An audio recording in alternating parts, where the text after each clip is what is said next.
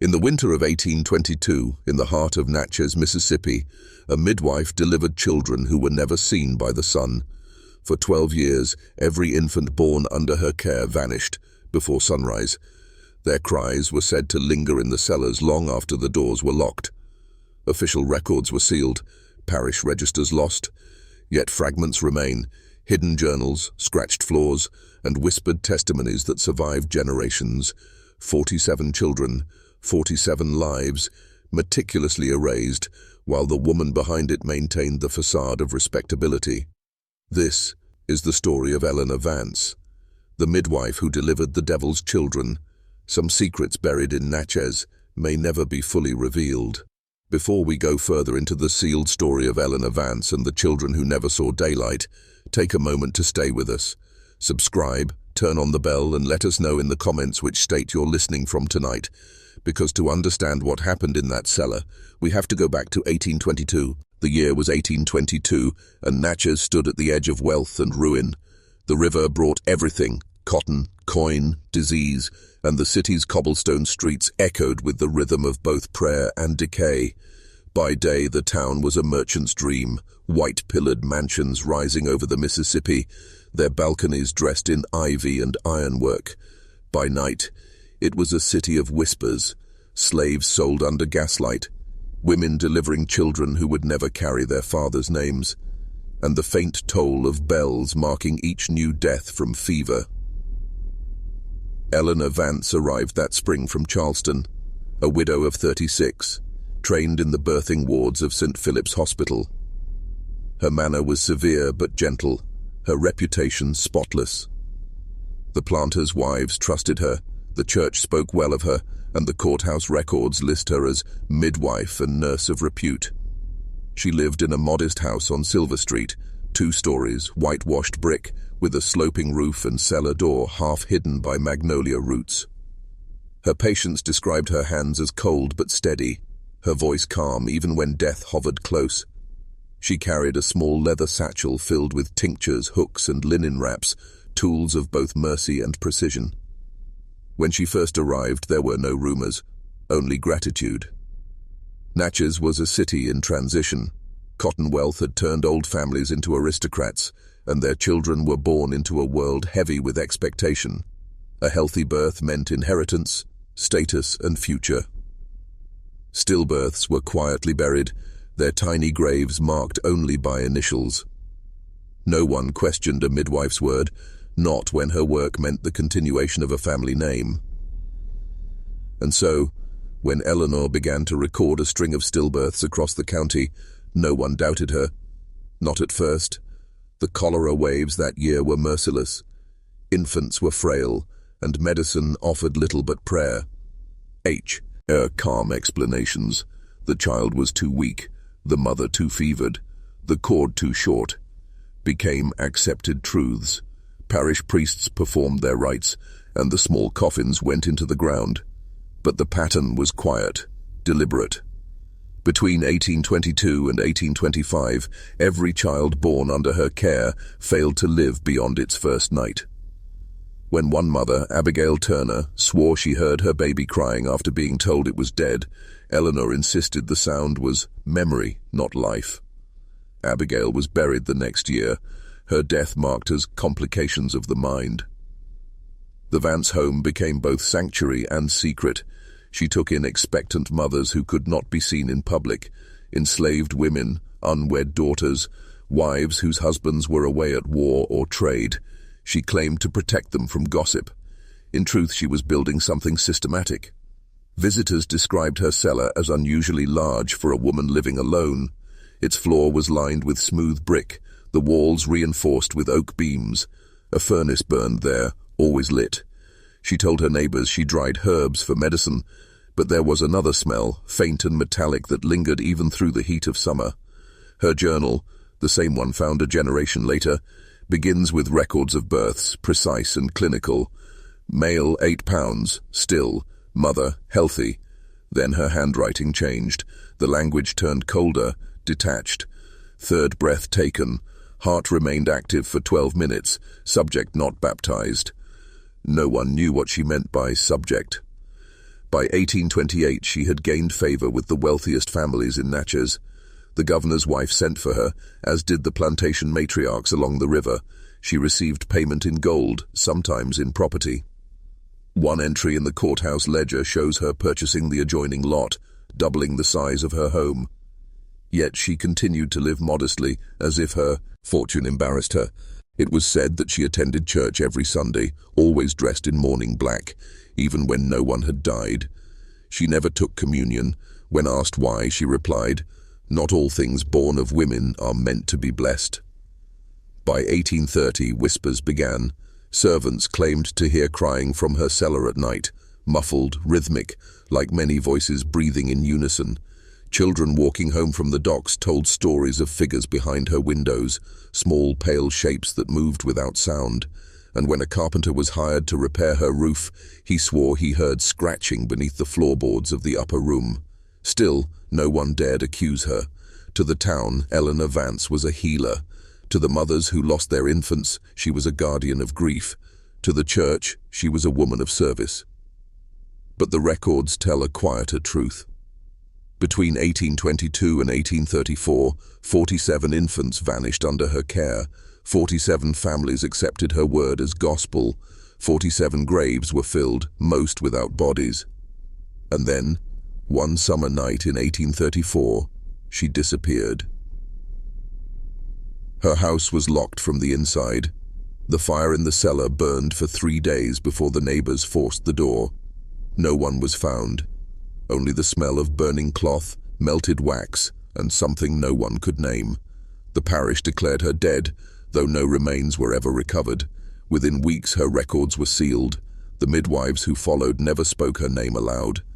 But the children she delivered were never at peace. The name of the boy appears only once in the parish archives. Samuel Harlan, aged 19, listed as assistant to Dr. Josiah Bellamy, physician and coroner.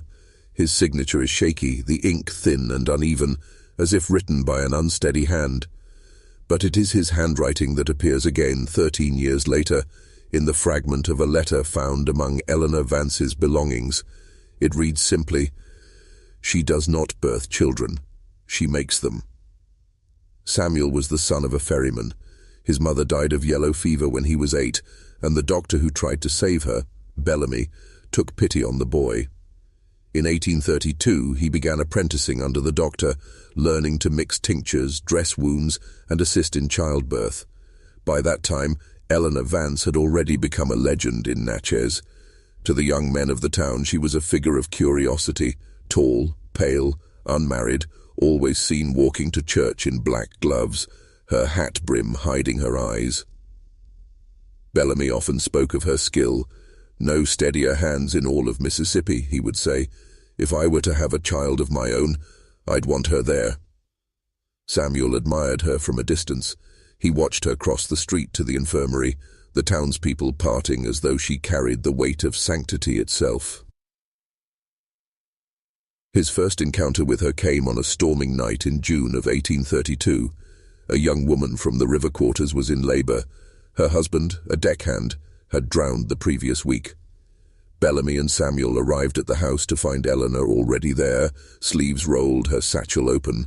She greeted them with courtesy, yet her tone left no room for discussion. "You may wait upstairs, doctor," she said. "The child will not live, but the mother must." Bellamy hesitated but obeyed. Samuel, curious, lingered by the doorway. He saw her pour something dark into the mother's mouth, thicker than medicine, almost black. The woman's scree. Mrs. softened to whispers. Within an hour the room fell silent. "The Lord spares her pain," Eleanor said. "That is mercy."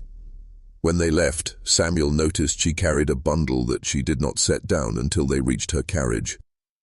He asked Bellamy later if he had seen the child. The doctor shook his head. "Stillborn," he said, and changed the subject. Over the next months, Samuel began to notice patterns. Vance visited the infirmary often, delivering notes for Bellamy, lists of tinctures, orders for laudanum, requests for more belladonna root. When she thought herself alone, she would study the anatomy charts on the doctor's wall with a gaze too focused to be idle curiosity. One afternoon, She caught him watching.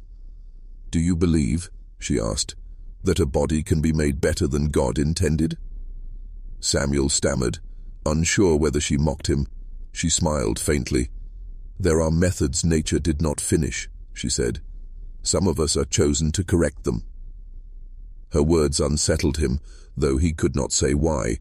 He began writing about her in his notebook, small observations, each one more troubling than the last. September the 3rd, she carries a box of glass tubes, said they are for bloodletting, but they are sealed at both ends. October 11th, she asked me if I had seen a child born without sin. I said none of us are. She said, "Some are born without souls altogether." November the 5th, the Turner woman swore she heard her child crying. Miss Vance said it was only air leaving the lungs. Then came the entry that would later be cited in Bellamy's missing report. December 1st, I heard something in her cellar. I think it was breathing. That night Samuel followed her home. He waited until the lamps in her upstairs room went dark. Then he crept to the back of the house where the cellar door sat flush against the ground, half buried by roots. He pressed his ear to the wood urn, and heard a faint rustling, not like rats, but like something moving slowly, rhythmically, and then, unmistakably, a whimper. He stepped back, heart hammering. The air smelled of iron and vinegar. In the faint light of the moon, he saw that the soil around the cellar door was uneven, freshly turned. The next morning he told Bellamy what he'd heard. The doctor frowned. "You're overtired," he said. "The fever's making rounds again. Go home, rest. You see phantoms where there are none." But Samuel did not rest. He returned the following night, this time with a lantern. The door was locked with a heavy iron latch. He noticed scratches along the edges, deep gouges as if made by fingernails. When he leaned close again, he heard it clearly, a soft, wet cough, followed by the faintest cry. He forced the latch with his knife and opened the door an inch. A rush of heat escaped, carrying a smell that turned his stomach. Copper, ash, and something sweetly rotten. He lowered the lantern into the darkness. For a moment, he saw nothing. Then, as the flame steadied, the light caught on a row of glass jars lining the wall, each containing something pale suspended in liquid. Some were unmistakably infants, others unformed masses of flesh. In the far corner stood a table with tools laid in perfect symmetry, scalpels, needles, glass tubes filled with black sediment, and beside them a ledger open to a page marked Continuations. Before he could read, a shadow fell across him. Eleanor stood behind him, her face unreadable. "You shouldn't be here," she said. He stumbled backward. "What is this? What have you done?" "Mercy," she whispered. "The world's mercy is cruel. Mine is perfect." He ran. He didn't stop until he reached Bellamy's house. The doctor listened, pale and silent. When Samuel finished, Bellamy poured him a drink. "You'll say nothing of this," he said quietly. "Miss Vance is protected by those far above either of us." Samuel protested, but the doctor's tone was final. "If you speak again, boy, you'll be thought mad." That night, Samuel began to cough. At first it was light, a tickle in the throat, a dryness. Within a week, his skin turned grey. His pupils dilated unevenly. He could no longer keep food down. Bellamy declared it a wasting fever, though no one else in town had fallen ill. In his final journal entries, his handwriting trembles. December 14th. Fingernails brittle, breath short. Feel heavy after sleep. December 16th. Saw her in the street. She smiled. My mouth filled with metal. December 18th. Tried to tell the Reverend. Could not speak. Tongue would not move. December 19th. Heard breathing again. Not mine. On December 20th, Samuel Harlan was found dead in his bed, eyes open, mouth stained with dark residue. The coroner's note, signed by Dr. Bellamy, lists cause of death as pulmonary failure. His funeral was held 2 days later. Eleanor Vance attended, standing at the back of the church in her black gloves. Witnesses said she wept softly during the hymns. When the coffin was lowered, she placed a small white rose upon it, a rare bloom for winter. Bellamy, in his later years, confessed to his nephew that the rose was artificial. He had seen her making such flowers in her parlor from cloth soaked in a preservative solution. "It never withers," she had once said, "like those I keep." After Samuel's death, rumors swelled. Several townspeople claimed to have seen lights in Vance's cellar at night, flickering like the pulse of something alive. Others swore they heard voices, not cries but murmurs, as if children whispered prayers in unison. Then, in March of 1834, Bellamy himself fell ill. He reported numbness in his limbs, a ringing in his ears, and a taste of iron in his throat. His final note before his death reads, "I smell the cellar when I close my eyes." The parish doctor who succeeded him burned most of his records, citing unholy imaginings. Only fragments survive, pieced together from witness statements, property ledgers, and one letter addressed to the county magistrate, unsigned. "There are children who were never meant to breathe, but they do. She keeps them warm beneath the earth. I have heard them." By the time investigators reached Eleanor's home, she was gone. The cellar was sealed. Inside they found no bodies, only traces, linen bands, dried blood along the beams, and a small wooden cradle overturned beside a burnt lantern. The ledger, recovered decades later, shows the final entry in her hand. 12th completed. The cries are quieter now. What Samuel Harlan uncovered was never spoken of publicly again. His grave in the old Trinity Cemetery bears no name, only the inscription, "Blessed are those who see and are silent." The cries he heard beneath the floorboards would continue for nearly 2 decades, according to parish gossip, and every woman who labored under Eleanor Vance's care thereafter was told the same words upon the stillness of birth. "The child was too weak for this world, but not for mine." By 1834, Eleanor Vance had perfected the orchestration of her dark enterprise. To the town of Natchez, she remained a paragon of skill and propriety, a woman of measured words, polite manners, and unwavering attendance at Sunday service. But behind her whitewashed walls, the machinery of her cruelty operated with the precision of a master artisan. The cellar beneath her house had been expanded over the previous decade. Samuel Harlan's fragmented notes describe oak beams reinforced with iron brackets, floors of packed brick, and shelves of glass jars meticulously labelled in Eleanor's own hand. Some contained tinctures and powders, others held specimens in spirits. There were ledgers, charts, and notebooks with tables of births, their outcomes, and other more cryptic annotations. Continued, unbaptized, subject 12, stable. Her methods were painstakingly consistent. Poisoning was slow, methodical, and nearly undetectable to the untrained eye. A tincture of belladonna, diluted in milk, would cause gradual paralysis. Small doses administered over days left the infant or young mother increasingly helpless, while preserving outward appearances of health. Many families never suspected a thing. The child appeared alive at birth, vigorous for a brief time, then fell silent before dawn. But Eleanor's cruelty extended beyond the living body. She had devised a system for what she called preservation. Infants removed from the world were sometimes kept in liquid preservatives in jars for weeks before burial or further experimentation. In these preserved states, she could observe the minutiae of life, heartbeat, reflexes, the faintest response to touch.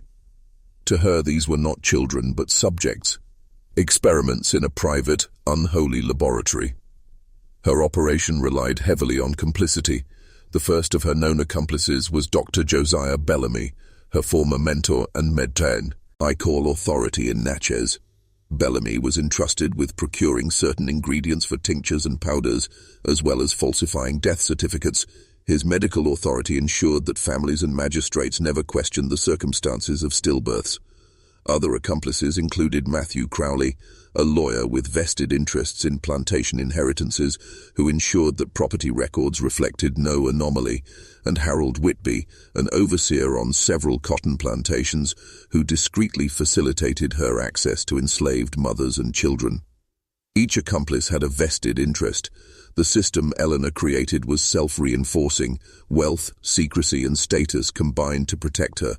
Anyone who stumbled upon the truth risked disbelief, ridicule, or worse, subtle elimination.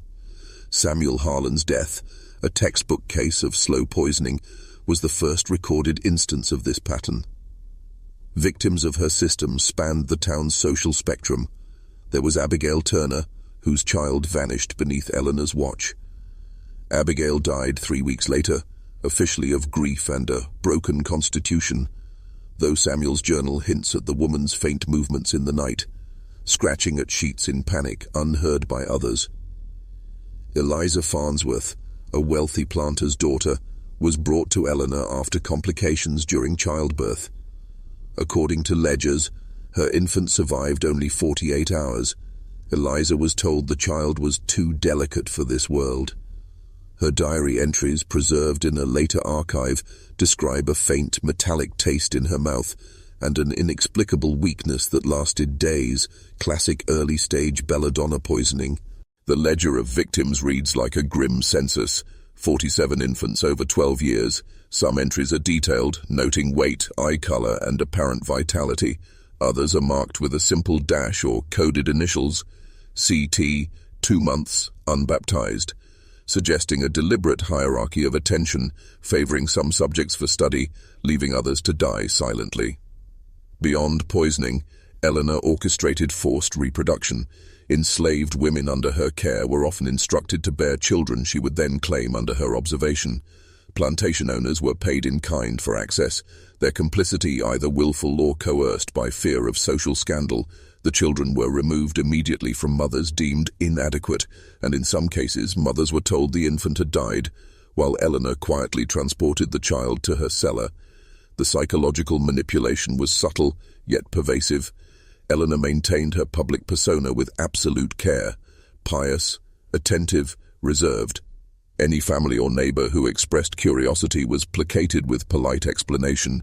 Any medical question was answered with clinical precision, often involving terminology that laypersons could not contest. Bellamy's medical authority reinforced this. Crowley's legal maneuvering ensured the absence of anomalies in inheritance records. Even Whitby's enforced discretion, a threat of social and financial consequence, silenced plantation families. Journal entries uncovered decades later reveal Eleanor's methodical obsession with cataloguing her work. She measured heartbeat, pulse, and reflex response. She observed the progression of paralysis caused by her tinctures, noting minute changes in eyelid flutter, breath, and muscle tone. Each infant received a designation, a number, a date, and an outcome. Some were kept for weeks, others were completed within hours. One particularly chilling entry reads: Subject 19, eyes closed, breathing shallow, movement observed in limbs only when exposed to light, heart steady, tincture continued, cry faint but present, completed in hours, mother unaware. This was not haphazard cruelty. Eleanor tracked every reaction, noting which methods were most effective. Her experiments suggest a sinister aim: to observe life at its most fragile, to maintain control over the threshold between existence and extinction. As her system matured, outsiders began to notice subtle patterns. A journalist visiting Natchez in 1836 remarked on the frequency of infant deaths in households where Eleanor assisted, far above the city average. He wrote, "It is notable and yet unremarked by the community that children under the care of Mrs. Vance suffer disproportionately. No hint of scandal is allowed to pass, yet one must wonder at the seeming regularity of these occurrences." Attempts to investigate were met with obstruction. Bellamy threatened to withdraw apprenticeships. Crowley cited legal privilege. Whitby insinuated rumors about the journalist's morality.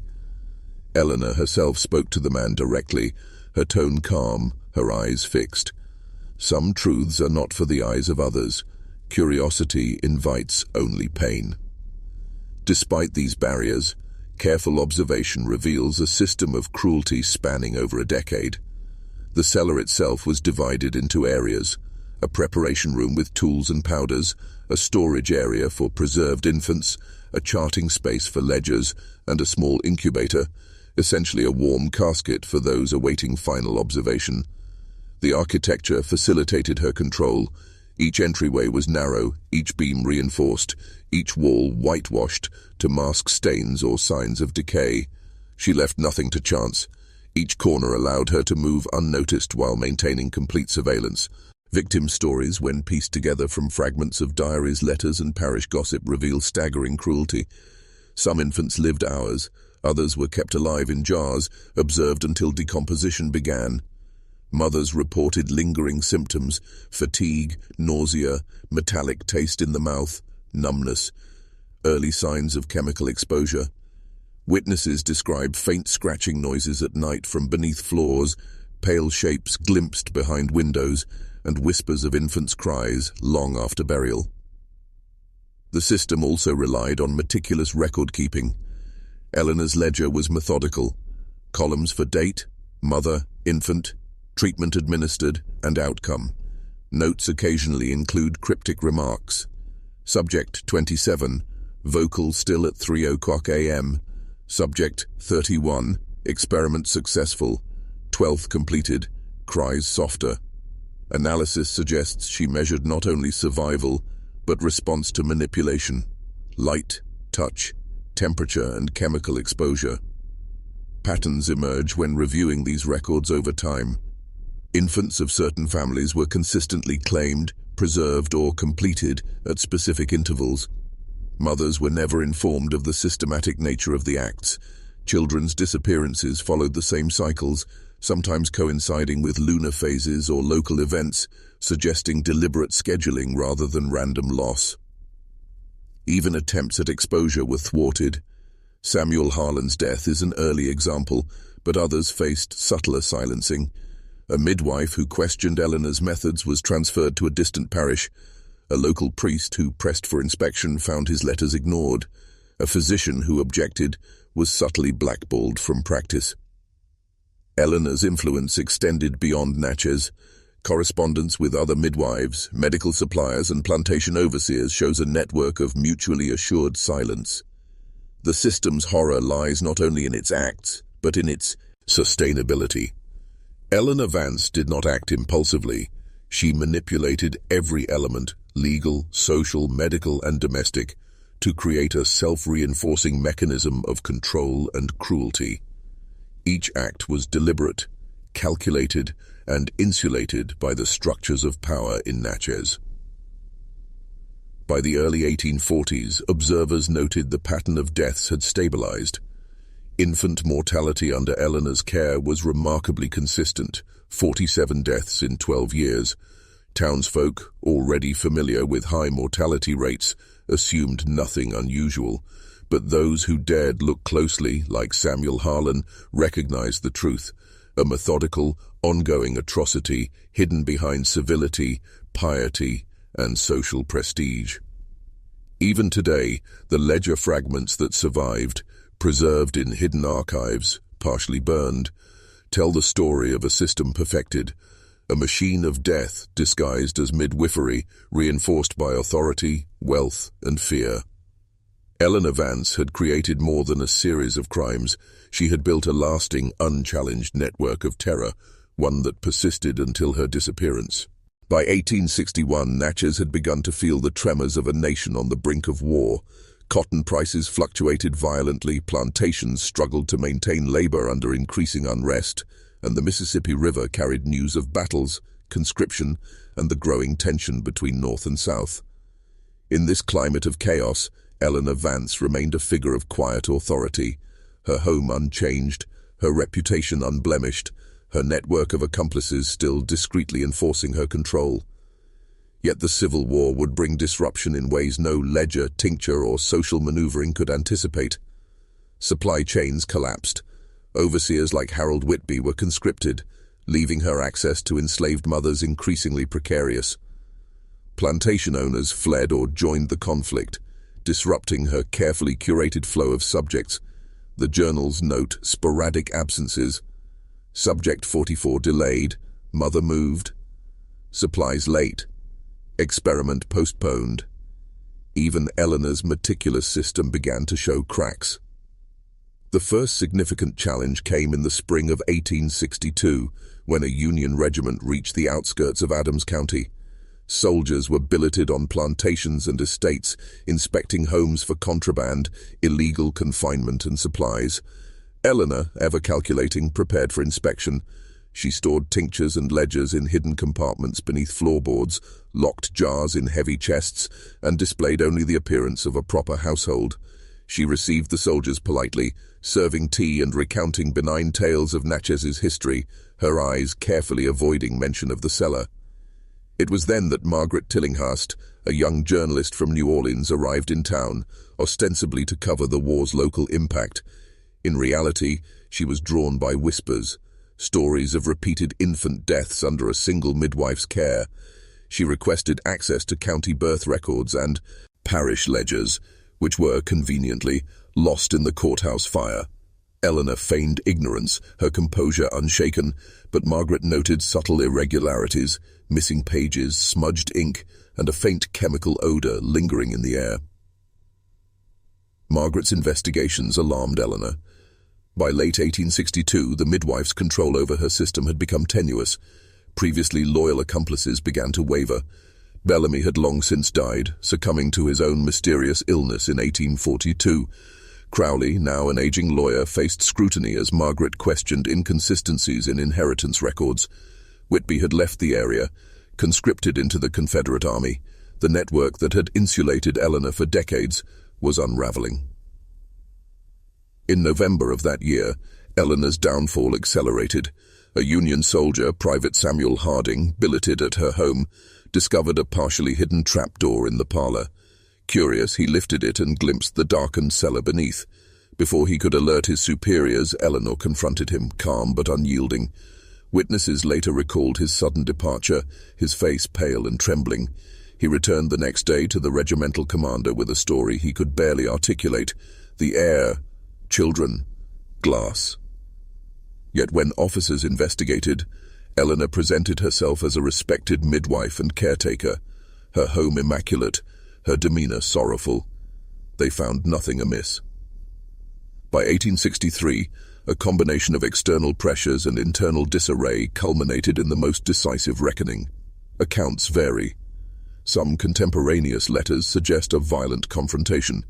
Eleanor was allegedly confronted by an enraged former client, Mrs. Abigail Carmichael, whose twin infants had vanished 12 years prior. According to an account written by the Carmichael family but suppressed until the 1920s, Eleanor was cornered in her cellar.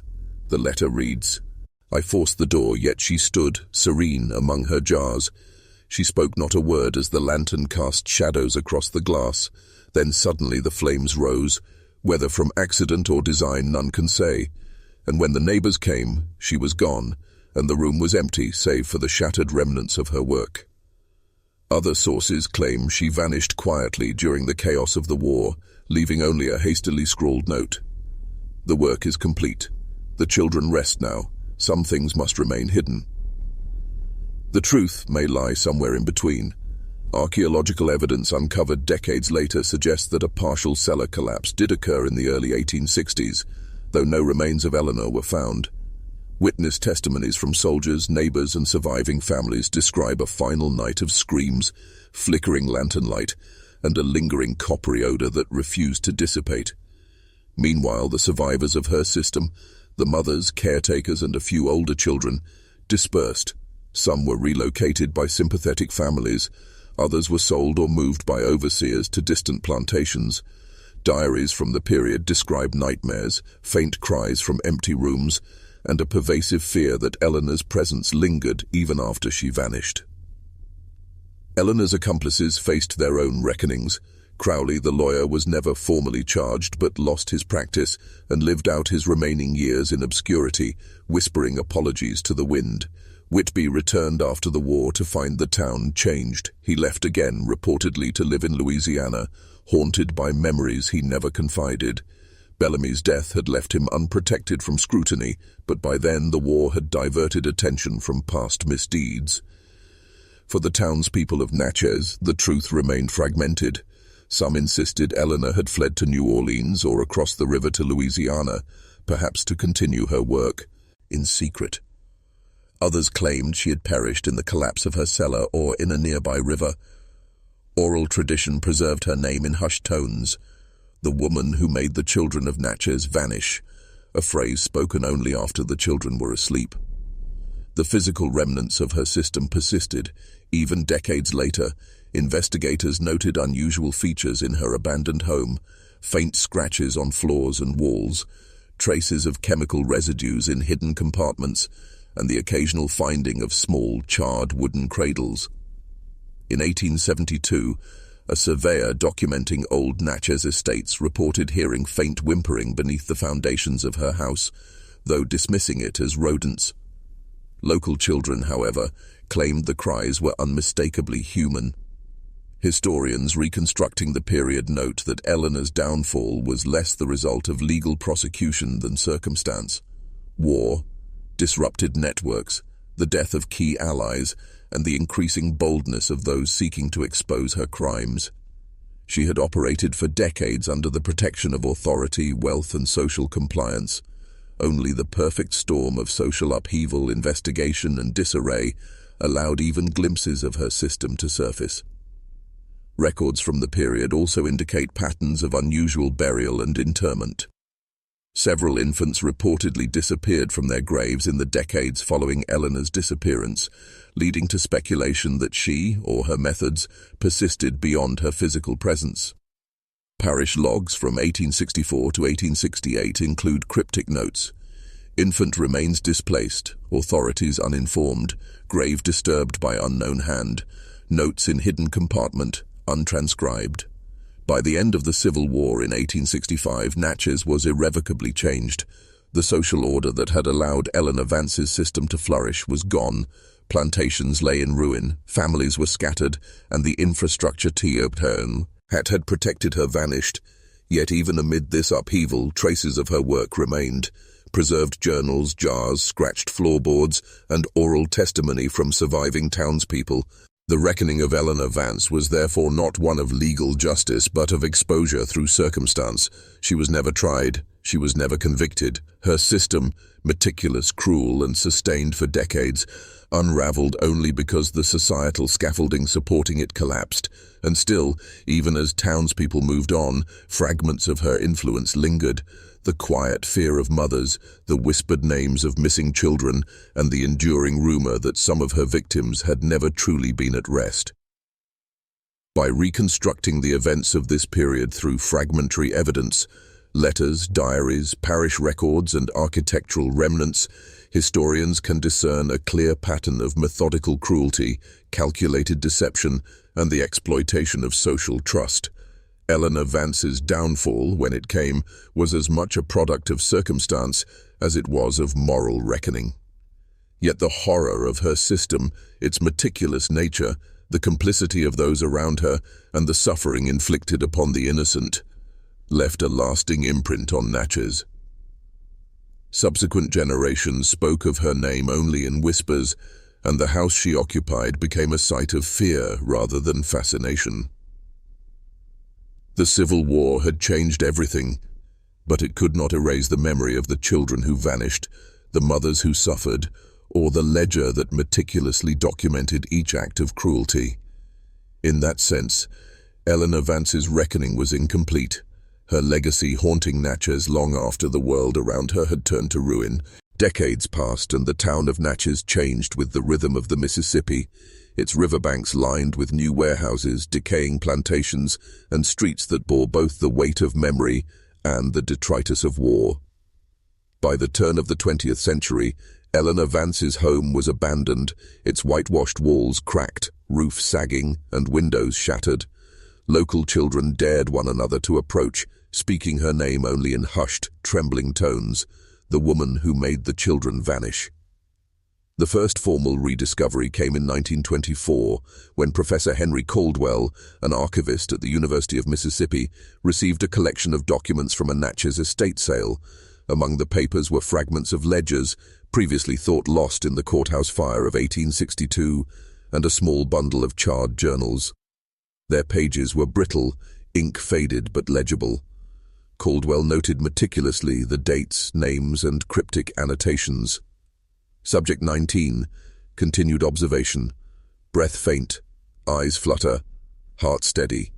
Mother unknowing. The historian realized the ledger chronicled a system of deliberate cruelty spanning decades. Caldwell attempted to publish his findings in 1926, but influential families in Natchez intervened. Letters survive in his correspondence. Professor Caldwell, you misunderstand. These are private family records. Public attention would do harm. We insist on discretion. Despite suppression, Caldwell preserved his copies in a sealed archive, including notes from witness accounts collected from surviving locals who remembered Eleanor's presence. One elderly woman recounted a memory of her own mother, who had whispered about visiting Eleanor's parlor and glimpsing jars on shelves, each containing a pale, unmoving infant. By the 1930s, fragments of oral tradition circulated in Natchez. Residents spoke of faint cries beneath the foundations of old houses, small hands scratching from behind cellar boards, and a pervasive sense of being watched. Children dared not linger near abandoned buildings. In interviews recorded by a folklorist in 1938, townspeople repeatedly used the phrase, "She keeps them still."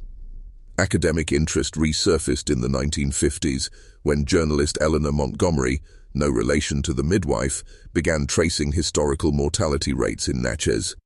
She discovered that infant deaths during the 1820s and 1830s clustered around households attended by Eleanor Vance, with rates far exceeding city averages. Montgomery's research also uncovered references to unusual chemical orders, missing parish records, and accounts of jars containing preserved infants. Her articles were published in regional historical journals, cautiously phrased, often footnoted with disclaimers about the credibility of oral reports. Yet even these publications drew attention from local authorities and descendants of prominent families who pressured the journals to withdraw certain claims. Physical evidence endured. In 1947, a contractor excavating the site of Eleanor's abandoned home uncovered remnants of brick-lined cellars, partially collapsed. Beneath the floorboards were tiny fragments of linen, faint traces of metallic residue consistent with copper or iron, and shallow impressions suggesting that small objects had once been stored in rows. Archaeologists noted scratches along the wood, some vertical, consistent with desperate attempts at escape. Nothing identifiable as human remains was recovered. The possibility that Eleanor had removed or destroyed evidence remained. Oral tradition preserved subtle but persistent details. Residents recalled that Eleanor had requested flowers for graves that were never placed, whispered to parents that the children rest under my care, and that her home emitted a faint chemical odor long after abandonment. Interviews conducted in the 1950s reference hidden children and the cellar, where the cries never stopped. In several accounts, the same phrase appears repeatedly. Even when the town sleeps, you hear them. Descendants unknowingly live in the area to this day. In some families, stories passed from parent to child recalled that their great-grandmothers or great-grandfathers had once interacted with the midwife, witnessed strange jars, or heard faint scratching beneath floors. These anecdotes are often dismissed as superstition, yet when cross-referenced with archival fragments, they reveal a consistent narrative. Eleanor's influence endured beyond her disappearance. Maps of Natchez from the late 19th and early 20th centuries show her home gradually subdivided, repurposed or abandoned, yet the area remained oddly preserved in the memory of locals. The streets surrounding Silver Street bore houses rebuilt atop older foundations. Some homes reportedly emitted odors similar to those noted in the journals, or occasional unexplained drafts and noises from beneath floorboards. Archaeologists and historians studying the area remarked that the soil itself appeared disturbed in ways inconsistent with ordinary construction or decay, patterns that might correspond with the cellar's original structure and placement of preserved infants. In the 1920s, 1950s, archival review, fragments of correspondence, parish records, and medical journals emerged, partially corroborating both Caldwell's findings and oral traditions. A parish ledger from 1829 lists the death of Mary Davenport's child with the note, "Attended by Miss Vance, cause uncertain, mother appears unaffected." Other entries reveal repetitive phrases such as unbaptized, completed, and observation ongoing, consistent with Eleanor's prior documentation. These patterns suggest her system was methodical, persistent, and intentionally concealed from public scrutiny. Interestingly, the suppression of records itself became part of the system. Descendants of Bellamy, Crowley, and Witt reportedly destroyed or altered documents to protect family reputation. Local ordinances in the early 20th century prohibited access to certain private archives, limiting verification of events. Yet, independent researchers, piecing together fragments, noted consistent patterns: repetitive deaths, missing infants, chemical traces, and whispered oral accounts. The house Eleanor once occupied is now entirely gone, replaced by a public park and a small monument commemorating early Natchez settlers. Yet visitors report unusual phenomena: faint cries, metallic odors, and fleeting glimpses of pale figures in the wooded areas near the riverbank. Paranormal researchers documented these occurrences in the late 20th century, though historians stress they are anecdotal. Despite the passing of more than a century, the historical footprint of Eleanor Vance remains. The archives, both public and private, preserve evidence of her system: jars, ledgers, architectural remnants, and testimony, though fragmented. Oral traditions persist in subtle warnings to children, hushed references among older residents, and faint whispers in historical texts. The overarching lesson is chilling. Eleanor Vance's cruelty was systematic, deliberate, and reinforced by the structures of society. Even without legal punishment, her influence endured through memory, oral history, and physical remnants. Those investigating her work consistently note the precision and persistence of her methods, underscoring the intersection of authority, trust, and malevolent ingenuity. The final traces discovered suggest that some victims were buried in unmarked graves nearby, their coffins scratched from within, evidence of premature burial. Others may have been preserved, their fates unknown. Modern attempts to locate these graves are inconclusive, obstructed by urban development and centuries of natural decay. Today, the name Eleanor Vance evokes unease. Some artifacts survive in university archives, fragments of journals, partial ledgers, and correspondence hinting at chemical preparations. Oral traditions in Natchez retain the memory of children lost, whispered in phrases like, "They never left the cellar, they never stopped crying." Even now, some historians caution against full disclosure, noting that descendants of those involved remain in the area. Yet the story persists in fragments, a historian's task to piece together evidence, corroborate testimony, and preserve memory. The final chilling truth remains: some secrets buried in Natchez may never be fully revealed. The cries, the jars, the ledgers, and the meticulous cruelty of Eleanor Vance, the midwife who delivered the devil's children, linger in the soil, the foundations, and the whispered stories of those who live above the shadows she once cast. What do you think of this story? Was everything truly revealed? Leave your thoughts below, subscribe, hit the bell, and share with someone who loves dark mysteries. See you in the next video.